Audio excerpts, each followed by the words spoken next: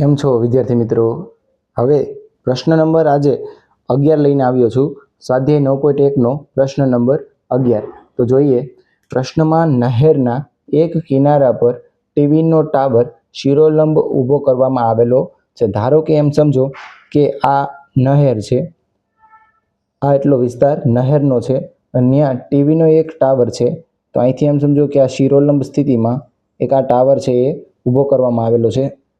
અહીં લખી નાખીએ ટાવર, અને આ છે એ નહેર છે, ઊભો કરવામાં આવે છે. ટાવરની સામેના બીજા કિનારા પર રહેલ એક બિંદુથી ટાવરના ટોચનો ઉચ્છેદ કોણ, એટલે આ છે નહેરનો બીજો કિનારો, ત્યાંથી ટાવરના ટોચનો આ છે બીજું બિંદુ, અને ત્યાંથી છે ટાવરના ટોચનો ઉચ્છેદ કોણનું માપ આપેલું છે આપણને પ્રશ્નમાં 60. તો અહીં લખીએ આપણે 60.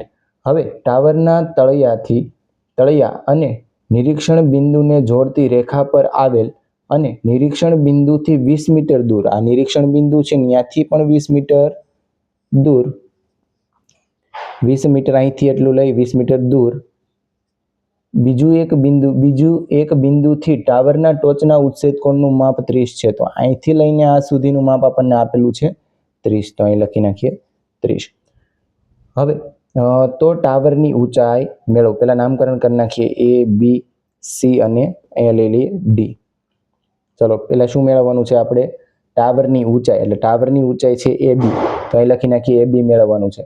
પછી અને નહેરની પહોળાઈ એટલી છે, તો અહીં મેળવવાનું છે BC. હવે વિદ્યાર્થી મિત્રો આપણે અહીંયા છે એ x ધારી લઈએ. ધારો કે BC બરાબર x છે એવું ધારી લઈએ. ધારો કે BC બરાબર x છે. જો વિદ્યાર્થી મિત્રો હવે આગળ વધીએ આપણે. સૌથી પહેલા સામેની બાજુ અને પાસેની બાજુ વાળું વિધેય છે એના માટે ત્રિકોણ ABC પહેલા લઈએ. ત્રિકોણ ABCમાં તો તમે જોશો વિદ્યાર્થી મિત્રો, સામેની બાજુ કઈ છે? પહેલા tan 60 વિધેય લઈ લઈએ. સામેની બાજુ છે AB અને પાસેની બાજુ છે આપણી પાસે BC, તો લખી નાખીએ BC. tan 60 ની કિંમત થશે વર્ગમૂળમાં 3 અને AB બરાબર આપણી પાસે નથી એટલે લેવા દઈએ, અને BC બરાબર આપણે ધાર્યું છે લખી નાખીએ x.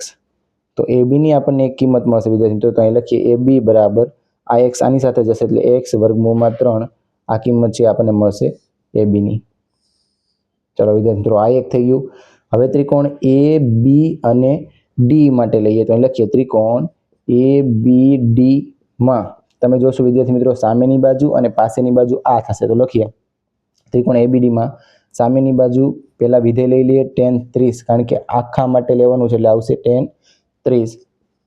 સામેની બાજુ આવશે AB અને પાસેની બાજુ આવશે BD, અને BD માં તમે જોશો અહીં લખી નાખીએ BD. આગળના પદમાં લખીએ આપણે BD માં કોણ કોણ આવશે? તો કે BC અને CD બંને માપ આવશે. tan 30 ની કિંમત થશે 1/3. અહીં લખીએ AB અને BD નું માપ લખીએ આપણે BC વત્તા CD. BC વત્તા CD. ચલો વિદ્યાર્થી મિત્રો હવે આગળ વધીએ. આ પ્રશ્ન નંબર 11 છે. જો વિદ્યાર્થી મિત્રો હવે આપણને આ જે કિંમત મળેલી છે BC વત્તા CD એને અહીંયા જવા દઈએ, BC વત્તા CD અને નીચે વર્ગમૂળમાં 3. તો આ બાજુ તમે જોશો વિદ્યાર્થી મિત્રો AB વધશે, પણ AB ની કિંમત આપણને અહીંયા મળેલી જ છે, તો અહીં લખવું હોય તો સમીકરણ 1 લખીએ અને અહીંયા પણ લખી નાખીએ x વર્ગમૂળમાં 3. AB બરાબર લખીએ છીએ x વર્ગમૂળ 3. ક્યાંથી આવ્યું? તો અહીં લખીએ કે આપણે સમીકરણ 1 પરથી લીધેલું છે, અહીં લખી શકીએ આપણે. ચલો વિદ્યાર્થી મિત્રો BC ની કિંમત આપણે ધારેલી છે તો x લખીએ, અને CD ની છે આપણી પાસે છે એટલે અહીં લખીએ 20, અને આ વર્ગમૂળ 3 છે આની સાથે જશે એટલે વર્ગમૂળ 3 થશે ખાલી 3, તો 3 અને અહીંયા મળશે આપણને x.